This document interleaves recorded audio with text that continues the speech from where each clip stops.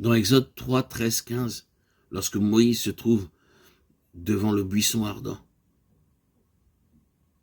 il entre profondément dans l'expérience du réel paradoxal. Il voit ce qui était, le buisson, ce qui est, la flamme, ce qui sera, la cendre. Il voit ce que nul ne peut voir, c'est-à-dire le temps. Au cœur du temps, il choisit la flamme, le présent, ou plutôt, le présent le brûle. Il est touché par l'éternel présent. Comment nommer cet instant qui l'éclaire, l'enveloppe, l'ouvre de toutes parts, sans le détruire ni le consumer? Quel nom donner à ce qui est à la fois le buisson, la flamme et la cendre? Matière, vie et mort?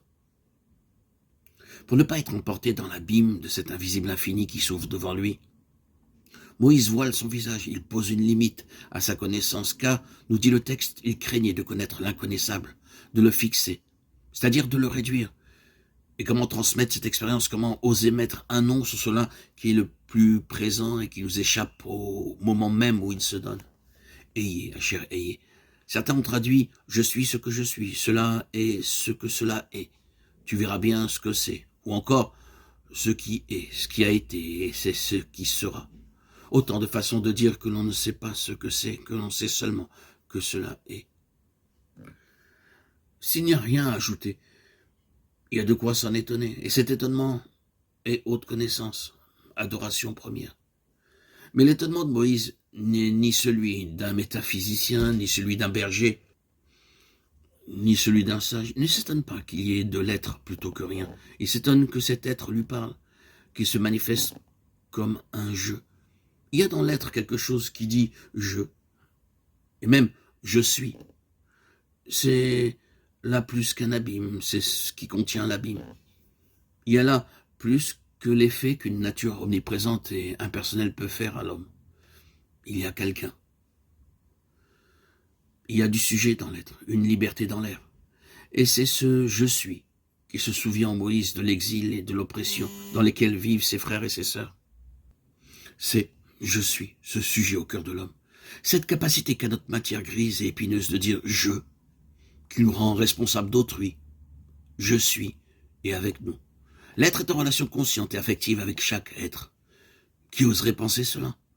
Si cela ne lui était dévoilé, découvert au plus profond de la connaissance qu'on peut avoir de soi-même, partant de désert ou de pure lumière. Le nom révélé à Moïse est immense.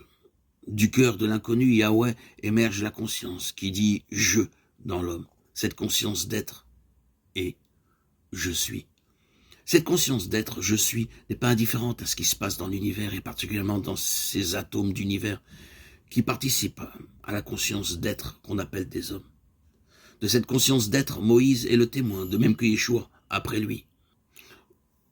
Yeshua qui sanctifiera ce nom, le rendra présent, lui donnera tout son poids, le glorifiera en témoignant aux hommes, amis et ennemis, son infinie patience, son incompréhensible amour. Et là où il est, là où se trouve la conscience d'être, au cœur même du buisson épineux de notre humanité, il voudra que nous aussi, nous soyons, tel est son désir, que nous soyons des sujets qui émergent de la matière, transcendant leur nature vouée à la mort, pour être la flamme ou l'étincelle d'un « je suis » éternel instant.